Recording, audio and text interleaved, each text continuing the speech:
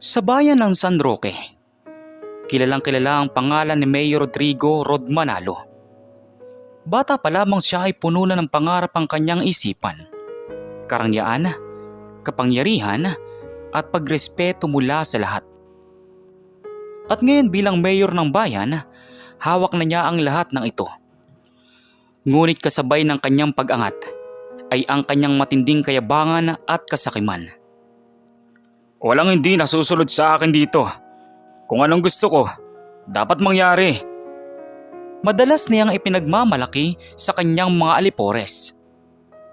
Isa sa matagal na niyang pinupuntiriyang mapa sa kamay ay ang lupang kinatitirikan ng bahay ni Lolo Isko. Isang matandang kilala sa baryo bilang tahimik, marangal at makatarungan. Ang bahay nito'y luma na, yari sa kahoy at pawid, ngunit puno ng kasaysayan at alaala. Para kay Lolo Isko, hindi ito basta bahay, kundi pamanang minahal ng kanyang pamilya sa loob ng maraming dekada. Ngunit para kay Mayor Rod, ang lupaing iyon ay perpektong lokasyon para sa kanyang ipapatayong resort at commercial complex. Lolo Isko, ibenta nyo na sa akin ang lupa nyo. Malaki ang kikitain ninyo. Hindi nyo na rin naman magagamit yan. Matanda na kayo. Pangungumbinsi ni Mayor sa matanda sa unang pagkakataon. Tahimik lamang si Lolo Isko.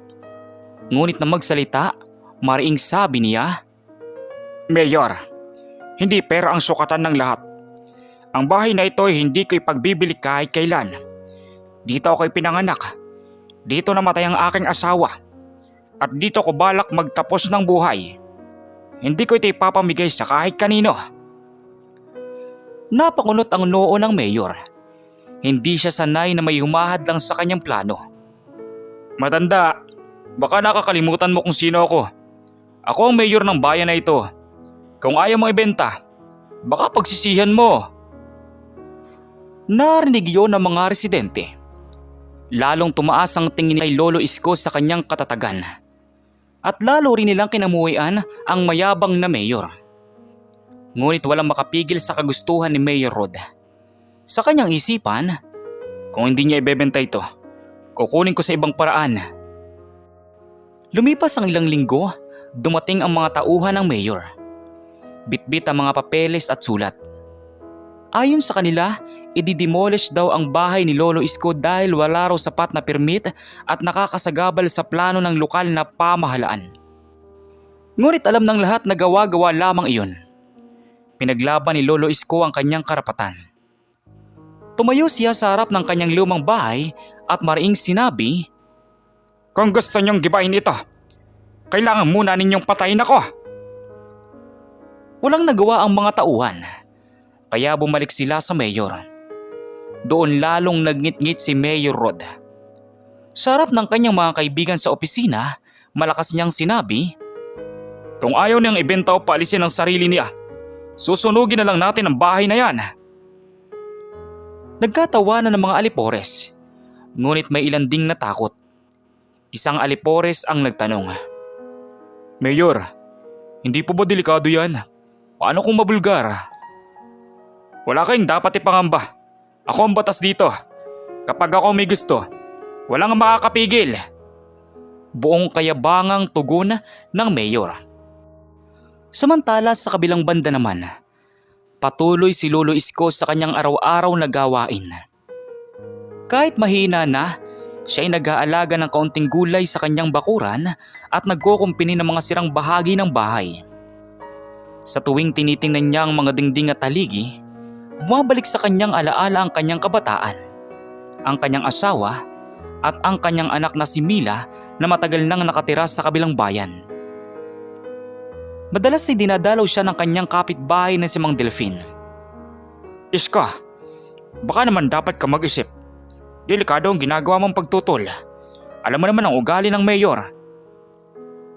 Delphin, alam kong delikado. Pero hindi ko hahayaang mawala ang lahat ng alaala ko rito. Kapag nawala ito, parang nawala na rin ako. Sagot ng matanda. Tumango si Mang Delphin. Dama ang bigat ng desisyon ng kaibigan. Ngunit sa puso niya, hinahangaan niya ang katapangan ni Lolo Isko. Isang gabi, nagtipon-tipon ang mga alipores ng mayor. Bitbit ang mga sulo at gasolina. Tahimik silang naglakad patungo sa bahay ni Lolo Isko. Ang utos ni Mayor Rod ay malinaw. Walang makakakita, walang makakarinig. Bukas, abo na lang ang bahay na iyon. Utos ng mayor. Sa kabilang dako, si Mayor Rod ay nasa kanyang mansyon. Nakasandal sa mamahaling upuan. Hawak ang isang baso ng alak. Sa kanyang isipan, tapos na ang laban. Sa wakas, makakamtam na niya ang lupang matagal na niyang inaasam. Ngunit hindi niya alam, ang sunog na iyon ay hindi lamang susunog sa bahay ng isang matanda. Susunugin din ito ang mga lihim ng kanyang nakaraan na matagal nang nakabaon sa dilim. Tahimik ang buong baryo ng San Roque ng gabing yon. Tila walang kakaiba. Ang mga kuliglig ay umaawit. Ang malamig na hangin ay dumadaloy sa mga punong nakapalibot sa lumang bahay ni Lolo Isko. Ngunit sa dilim ng kalsada, may mga aninong gumagalaw. Ang mga tauhan ng mayor. May dalang lata ng gasolina at mga pusporo. Sigurado ka ba rito, Cardo? Pabulong na tanong ng isa. Bakas ang kaba sa tinig. Utang na loob, huwag ka na magdalawang isip. Utos ito ni Mayor. Kapag pumalpak tayo, baka tayo pang sunugin. Sagot ni Cardo, ang leader ng grupo. Tahimik silang lumapit sa bahay. Ang pawid na bubong ay tuyong kahoy na dingding ay parang nagsusumamo ng habag. Ngunit walang puso ang mga tao ni Mayor. Dahan-dahan nilang sinabuyan ng gasolina ang paligid ng bahay. Sa loob, si Lolo Isko ay nakahiga sa lumang papag. Nanginginig ang kanyang mga kamay habang hawak ang isang lumang kahon ng larawan. Isa-isa niyang tinitingnan ng mga ito. Ang kanyang yumaong asawa, ang kanyang anak na si Mila noong bata pa. At isang larawang hindi niya maipaliwanag kung bakit mahalaga. Isang batang lalaki na hindi niya kadugo, ngunit minahal niyang parang sariling anak. Napapikit siya. Tila naririnig pa ang tawanan ng batang iyon. Nasaan na kaya siya ngayon? Buhay pa kaya? Bulong ng matanda bago ipinikit ang kanyang mga mata para makatulog. Simulan na natin! Utos ni Cardo. Isa-isa nilang sinindihan ang mga sulok ng bahay. Unay maliit lamang ang apoy. Kumakain sa tuyong damo sa paligid.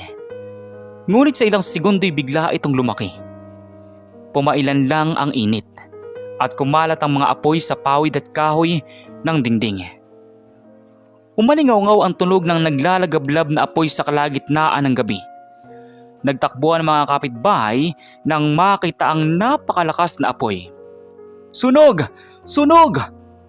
Sigaw ng mga tao. Si Mang Delfin ang unang rumisponde. Tumakbo siya. Bit-bit ang timba ng tubig. Ngunit nakita niyang halos kainin na ng apoy ang buong bahay. Iska!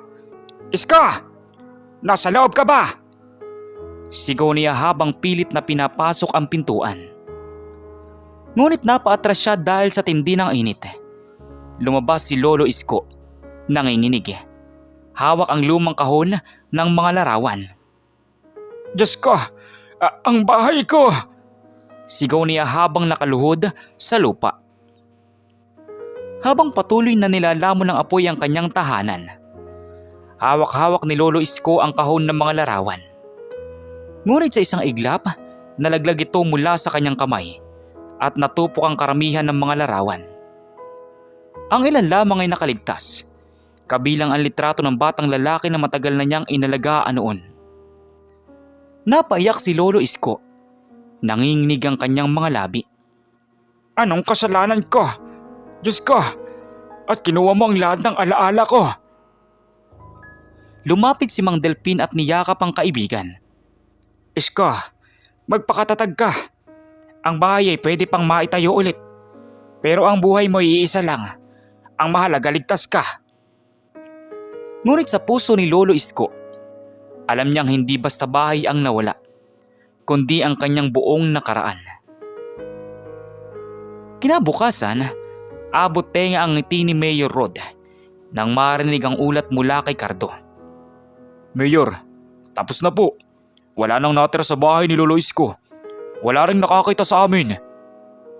Napangisi ang Mayor. Magaling. Sa wakas, akin ang lupa ngayon. Ihanda ang mga dokumento para makuha na ng opisina ko.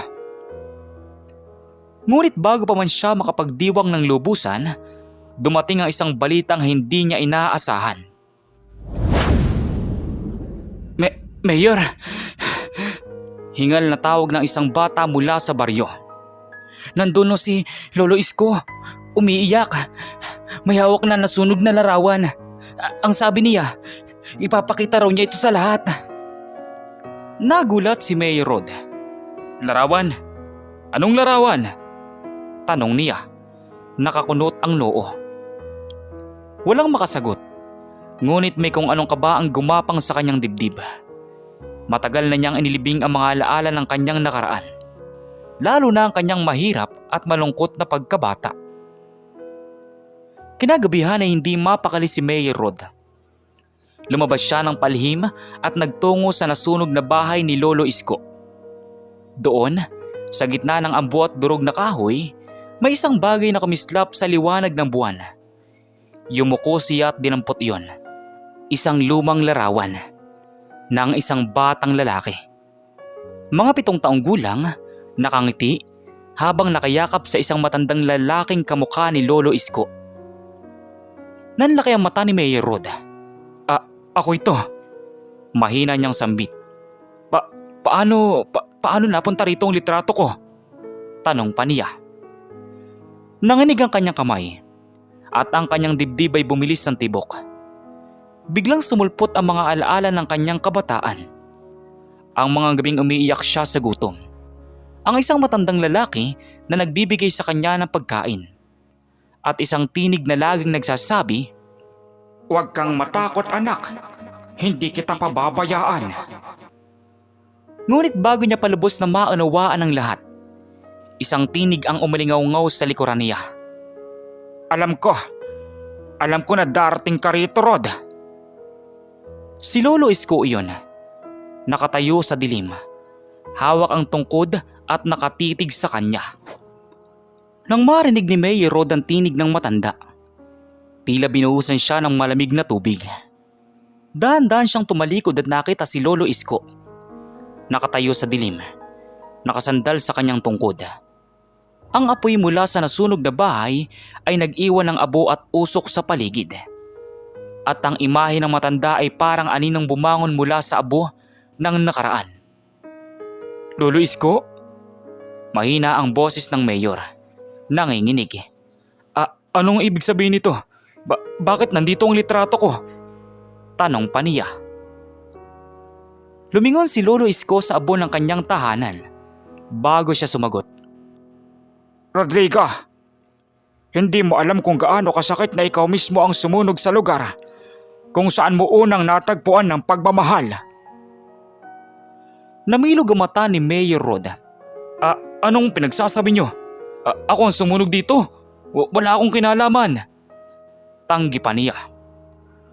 Ngunit ngumiti si Lolo Isko, mapait at may lungkot. Hindi mo na kailangang magsinungaling. Kilala kita, bata. Ako ang nag-aruga sa iyo nung iniwan ka ng iyong mga magulang sa lansangan. Ikaw ang batang kinupkup ko. Binigyan ng pagkain at silungan. Ang batang nagtatago sa likod ko tuwing may mga lasing na nagbabantang manakit sa iyo. Sabi ni Lolo Isko. Parang bumalik ang lahat kay Mayor Rod. Sa kanyang alaala, nakita niya ang kanyang murang sarili. Nanginginig sa gutom. At ang isang matanda na nag-abot ng mainit na kanin at tinapa. Bakit hindi ko naaalala? Tanong ng Mayor. Halos mabaliw sa halo-halong emosyon. Dahil pinili mong kalimutan. Tugon ni Lolo Isko. Nang makalayo ka sa kahirapan at magsimulang umasenso, itinapon mo ang lahat ng alaala ng iyong pinagmulan. Gusto mong paniwalaan ng sarili mo na wala ka ng utang na loob sa kahit sino. Pero itong bahay na sinunog mo, Rodrigo, dito ka unang nakaranas ng pagmamahal. Nanginig ang tuhod ni Mayor Rod. Hindi totoo. Hindi ako iniwan. May pamilya ako. Ngunit kasabay nito ay nagsulputan ng mga alaala na pilit niyang kinalimutan. Ang kanyang ina na umiiyak. Iniwan siya sa gilid ng daan. Ang kanyang ama na wala ni anong bakas. At si Lolo Isko na siyang tumayong ama sa kanya kahit hindi niya kadugo. Bakit hindi mo sinabi noon? Galit na tanong ng Mayor. Ngunit nagingilid ang luha. Sinabi ko, anak. Mahinahon ngunit mabigat na sagot ng matanda. Pero tumakbo ka palayo. Nang una ka makapasok sa Maynila, tumalikod ka sa lahat ng alaala rito. Hindi mo na ako binalikan. Hindi kita hinabol. Dahil alam kong may sarili ka ng daan. Ang tanging iniwan ko sa iyo ay ang litrato para maalala mo kung sino ka. Tinignan ni Mayor Rod ang larawan sa kanyang kamay. Isang batang masaya, walang kamalay-malay sa kasakiman at kayabangan ng hinaharap. Nagsimulang mag-ipon ng mga tao sa paligid. Mga kapitbahay, si Mang Delfin at ilang barangay tanod ang nakarinig ng sigawan at agad na nagpunta. Nakita nila si Lolo Isko at ang mayor na hawak ang isang lumang litrato. Anong nangyayari rito? Tanong ng isa. Bakit nandyan si Mayor? Dagdag pa ng isa. Si Mang Delfin, nakahalata, ay biglang lumapit. Isko, ano to? Humarap si Lolo Isko sa mga tao. Mahina ngunit malinaw ang tinig. Mga kababayan, ito ang batang kinupkup ko noon. Ang batang pinakain ko nang wala siyang matulugan at makainan. Siya si Rodrigo, na ngayon mayor ninyo. Nagulat ang lahat. May mga napatingin kay Mayor Rod. May mga bulungan, may halong pagkadismaya at pagkasuklam. Hindi ako kailanman naging palaboy. Sigaw ni Mayor Rod. Pilit tinatago ang totoo. Gawa-gawa lang ng matandang ito ang lahat. Dugtong pa nito. Ngunit lumapit si Mang Delfin at tiningnan ng litrato. Mayor, ikaw nga ito. Hindi ba't ikaw ang batang madalas naming nakikitang hawak na isko noon? May peklat ka pa sa kilay na ito. Napahawak si Mayor Rod sa kanyang kilay. Nandun pa nga ang peklat. Isang bakas ng sugat mula pagkabata na matagal na niyang binaliwala. Parang gumuho ang kanyang mundo. Ang taong gusto niyang palayasin, ang bahay na gusto niyang sunugin, ang alaala na pilit niyang kinalimutan, lahat ay nagsanib para ilantad ang katotohanan. Habang nakatingin siya sa mga tao, pakiramdam ni Mayor Rod ay siya'y wala ng takas. Ang mga matang nakapaligid sa kanya ay puno ng panunumbat. Lumingon siya kay Lolo Isko. Bakit hindi mo sinabi sa kanila noon? Sabi ni Rod. Ngumiti lamang ang matanda. Mapait, ngunit may pagmamahal. Dahil hindi mo pa kaya tanggapin at umaasa akong balang araw, babalik ka rito ng hindi dalang kayabangan, kundi ang pagtanaw ng utang na loob. Nanginig ang boses ni Mayor Rod. Anong gusto mong gawin ko ngayon? Gusto mo bang lumuda ko? Humingi ng tawad? Hindi, Rodrigo. Hindi ko gusto na mapahiya ka. Ang gusto ko lang ay maalala mo kung sino ka at huwag mong hayaang lamunin ka ng kapangyarihan. Lumapit si Lolo Isko sa abon ng kanyang tahanan. Yumuko siya at dinampot ang kaunting abon ng kanyang lumang bahay. Ang bahay na ito, Rodrigo, sinunog mo. Pero ang mga alaalay mananatili sa puso ko. At kahit gaano kalaki ang kasalanan mo, ikaw pa rin ang batang minahal ko noon. Natahimik ang lahat. Ang mga tao na kanina'y puno ng galit ay napalitan ng awa at kalituhan. Ngunit si Mayor Rod, sa kabila ng lahat, ay hindi pa rin alam kung paano haharapin ang sarili niyang konsensya. Biglang nagsalita si Mang Delfin. Kung totoo ang lahat ng ito, Mayor, ibig sabihin ba, ikaw ang nag-utos na sunugin ang bahay? Nanlaki ang mga mata ng lahat. Nakatitig sila kay Mayor Rod. Hinihintay ang kanyang kasagutan. Ngunit bago siya makapagsalita ay sumabat si Lolo Isko. Huwag niyo siyang pilitin. Ang Diyos ang bahala sa kanya. Hindi natin kailangan magiganti. Ang mahalaga, lumabas na ang katotohanan. Naiwan si Mayor Rod na nanginginig. Hawak-hawak ang litrato. Habang ang mga tao ay nagbulungan at unti-unting nawala ang tiwala sa kanya. At sa kanyang dibdib, naramdaman niya ang isang bigat na matagal niyang itinatago. Ang bigat ng katotohanan na hindi niya na kayang takasan. Kinabukasan, mabilis na kumalat ang balita sa buong bayan ng San Roque. Lahat ng tao ay nag-uusap tungkol sa nangyaring sunog. Ang pag-iyak ni Lolo Isko at ang litrato na nakita ni Mayor Rod sa abo. Hindi pala totoo ang sinasabi ng mayor na galing siya sa mayayamang pamilya. Bulong ng isang tendera sa palengke. Oo nga, siya pala inampun lang ni Lolo Isko. Tapos siya pa ang sumunog sa bahay ng nag-aruga sa kanya. Ang sama ng ugali niya.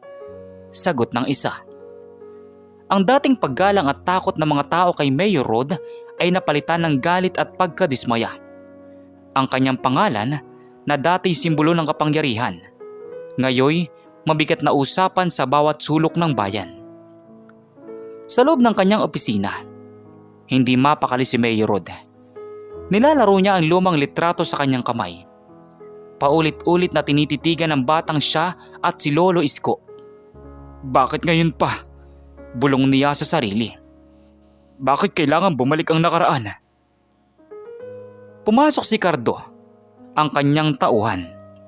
Mayor, lumalala ang mga usapan sa baryo. May mga nagrereklamo na. Humihingi ng investigasyon. Baka raw kayong may pakana ng sunog. Isang matandang bahay lang yon! Sigaw ni Mayor Rod, sabay hampas ng kamay sa mesa. Wala silang ebidensya laban sa akin. Ngunit sa loob-loob niya, alam niyang hindi siya sigurado. Dahil kahit walang direktang ebidensya, sapat na mga bulungan at testimonya ng mga tao upang masira ang kanyang pangalan. Kinagabihan, lihim na nagtungo si Mayor Rod sa pansamantalang tinutuluyan ni Lolo Isko. Sa isang maliit na kubo sa tabi ng bahay ng Mang Delfin, tahimik siyang kumatok. Isko, pagbuksan mo ako! Sabi ni Rod. Bumukas ang pinto. Nandoon si Lolo Isko. Mahina na at tila pagod sa nangyari. Rodrigo, bakit ka narito? Gusto kong makausap ka. Gusto kong malaman kung anong dapat kong gawin. Umupo sila sa bangkito sa loob ng kubo. Ilang sandali silang natahimik. Sa wakas, nagsalita si Lolo Isko. Hindi ako ang dapat mong tanungin, kundi ang konsensya mo, anak. Hindi mo ba nararamdaman? Ang bigat ng dinadala mo. Hindi mababawasan ng kayamanan o kapangyarihan yan. Napayoko si Mayor Rod. Aminin ko, ako ang may utos. Pero hindi ko akalain ganito ang mangyayari. Gusto ko lang makuha ang lupa para sa proyekto. Rodrigo! Sagot ng matanda. Anumang bagay na itinayo sa kasakiman at kasinungalingan ay hindi tatagal. Ang tunay na leader ay hindi nanunupil, kundi naglilingkod. Tumulo ang luwa sa gilid ng mata ng mayor. Bagay na matagal na niyang itinago sa publiko. Hindi ko alam kung paano magbabago. Hindi ko alam kung paano tatanggapin ng mga tao. Tila naluluwang sabi nito. Samantala sa kabilang banda naman, nagtipon-tipon ang mga residente ng San Roque sa plaza. Bitbit nila mga placard at may nakalagay na hostisya para kay Lolo Isko.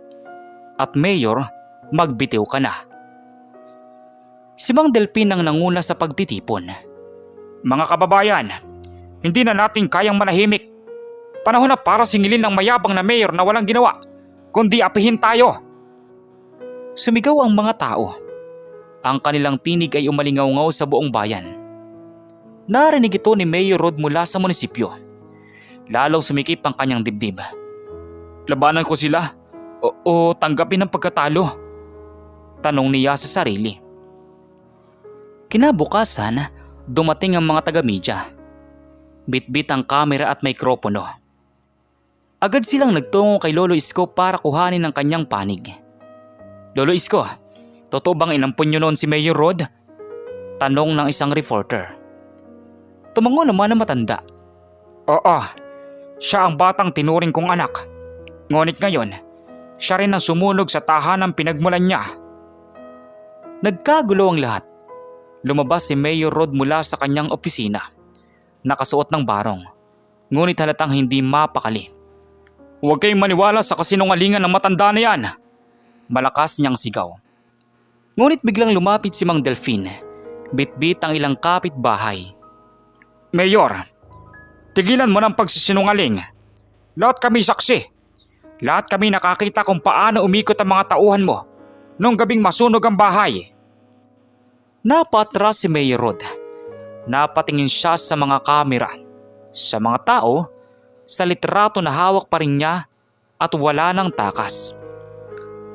Rodrigo! Muling sabi ni Lolo Isko. Wala akong galit sa iyo. Pero ang bayan ay may karapatang humingi ng hustisya. Harapin mo ang iyong kasalanan. Hindi para sa akin, kundi para sa bayan na minsan mong pinangako ang paglilingkuran. Parang biglang nawala ang lakas ni Mayor Rod. Nabitawan niya ang litrato at ito'y dahan-dahang bumagsak sa lupa. Yumuko siya, tumulo ang kanyang luha sa harap ng lahat. Ako ang nag-utos. Mahina niyang pag-amin. Ako ang may sala. Dugtong pa niya. Nag-ingay ang mga tao. May mga sumigaw ng hustisya. May mga umiyak sa galit. Ngunit sa gitna ng kaguluhan, si Lolo Isko ay nanatiling tahimik. Nakatingin sa dating batang minahal niya. Ilang araw ang lumipas. Sinuspindi si Mayor Rod mula sa kanyang tungkulin. Dumating ang mga investigador mula sa probinsya upang alamin ang kanyang kasalanan. Ang kanyang mga alipore sa isa-isang tumistigo laban sa kanya upang mailigtas ang sarili. Ang dating makapangyarihang mayor ngayon nakapiit sa selda. Nakaupo sa isang sulok, hawak pa rin ng larawan. Sa kanyang isipan, paulit-ulit ang tanong. Paano ako napunta rito? Paano ako nagbago mula sa batang masaya hanggang sa maging halimo na kinatatakutan? Bulong niya sa sarili. Sa malamlam na ilaw ng kulungan, nakaupo si Mayor Rod sa isang sulok. Hawak-hawak pa rin ang lumang litrato. Wala na siyang barong. Wala na ang kanyang mga alipores. At higit sa lahat, wala na ang kayabangan. Ang tanging kasama niya ay ang malamig na hangin at ang bigat ng kanyang konsensya. Paano ko hinayaang mangyari ito? Bulong niya sa sarili. Paano ko naging ganitong klaseng tao?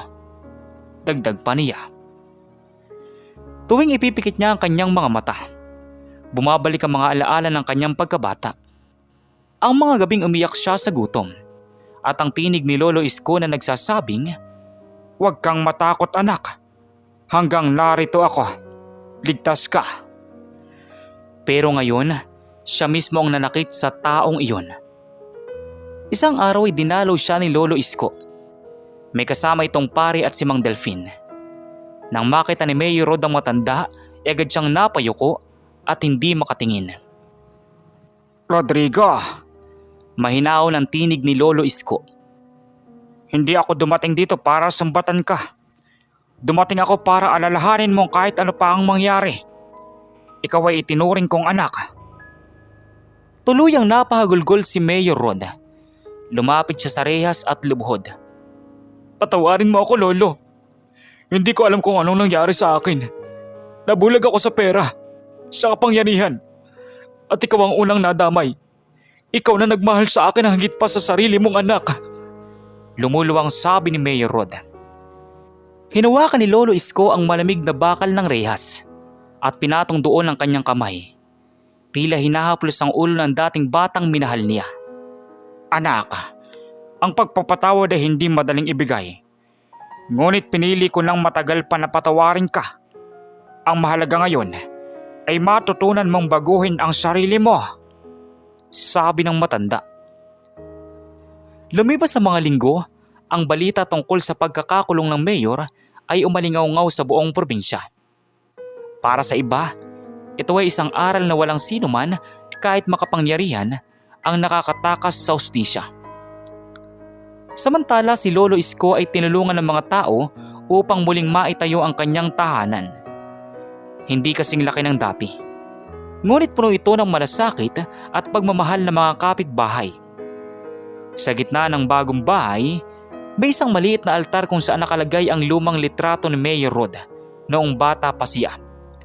Hindi bilang paalala ng kasalanan, kundi bilang simbolo ng pagmamahal na minsan niyang ibinigay. Sa loob ng selda, natuto si Mayor Rod na magpakumbaba. Hindi na siya tinatawag na mayor, kundi simpleng Rod ng kapwa mga preso. Doon, nakisama siya. Tumulong sa paglilinis at nakipagbahagi ng pagkain. Unti-unti ay natuto siyang muli ng bagay na matagal na niyang kinalimutan, ang pagiging tao.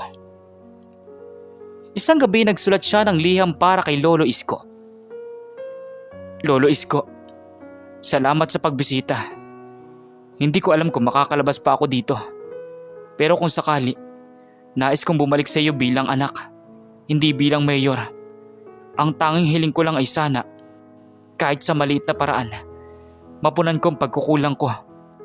Hindi ko na maibabalik ang bahay, pero sana'y maibalik ko ang tiwala at pagmamahal. Rod. Nang matanggap ni Lolo Isko ang liham, napangati siya kahit may luha sa kanyang mata. Rodrigo, sa puso ko, matagal ka nang bumalik bilang anak ko. Bulong ni mga Isko sa kanyang sarili. Makailang buwan ang lumipas, nagkaroon ng hatol ang korte. Nakulong si Rod ng ilang taon dahil sa katiwalian at pag-abuso sa kapangyarihan. Ngunit sa halip na ikagalit, tinanggap niya ito bilang pagkakataon upang magbago. Samantala si Mila, ang anak ni Lolo Isko na guro, ay dumalo kay Rod. Ako si Mila, ang anak ni Lolo Isko. Pakilala niya. Matagal ka na ay kinukwento ni Papa. Hindi mo man dugo, pero itinuring kanyang tunay na anak. Huwag mong sayangin ang pagkakataon. Paglabas mo, bumawi ka sa kanya. Tumango si Rod at napaluha. Oo, gagawin ko, sabi niya. Pagkaraan ng kanyang sistensya, nakalabas din si Rod. Hindi na siya mayor. Wala ng titulo, wala ng alipores. Ngunit dala niya ang pinakamahalagang aral, ang pagpapakumbaba. Naglakad siya sa baryo ng San Roque. At bagamat may ilan pang nagbubulungan, karamihan ay tumango at ngumiti. Nakita nilang pagbabago sa kanyang anyo. Wala na ang yabang, ang mga matay puno ng pagsisisi at pagnanais na makabawi. Pumasok siya sa tahanan ni Lolo Isko. Dala ang kaunting gulay at kahoy para makatulong. Lolo, mahina niyang wika. Kung papayag ka, dito muna ako titira. Hindi bilang mayor, kundi bilang anak na handang mag-alaga sa iyo. Wika ni Rod. Napangiti si Lolo Isko at muling niyakap ang dating batang minahal niya. Iyon lang ang hinihintay ko, Rodrigo. Ang pagbabalik mo. Nito. Muli, naging masaya ang tahanan ni Lolo Isko. Hindi na ito kasing ganda ng dati. Ngunit puno ng pagmamahal at pagkakaunawaan. Si Rod, na dating mayabang at sakim, ngayon ay simpleng lalaki na tumutulong sa mga kapitbahay. Nagbubuhat ng gulay sa palengke at nakikitulong sa mga gawain ng baryo. Isang araw, nakatayo siya sa tabi ng bagong altar sa bahay. Tinitigan niya ang lumang litrato ng kanyang batang sarili at ni Lolo Isko. Ngumiti siya. May luha sa mata at bulong niya sa sarili, "Salamat Lolo.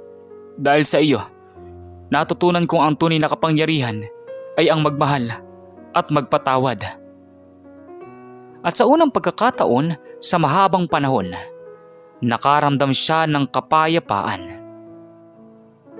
Ang kapangyarihan at kayamanan ay pansamantala. Ngunit ang alaala ng pagmamahal at kabutihan ay mananatili. Ang tunay na lakas ay hindi nakukuha sa pamimilit kundi sa pagpapakumbaba. Ang pagpapatawad ay hindi pagbabaliwala sa kasalanan, kundi pagbibigay ng pagkakataon para magbago. Kayo, ano pong masasabi niyo sa maiksing kwento natin ngayon? At kung anong mga aral po ang mga natutunan ninyo? Maaari niyo po bang i-comment dun sa baba dun sa comment section para muli ko pong mabasa? So once again, inuulit ko pong muli. Ako po si Tamoxki TV. Kita-kita po tayong muli sa mga susunod pa nating maraming mga video. Thank you and God bless you all. Peace out.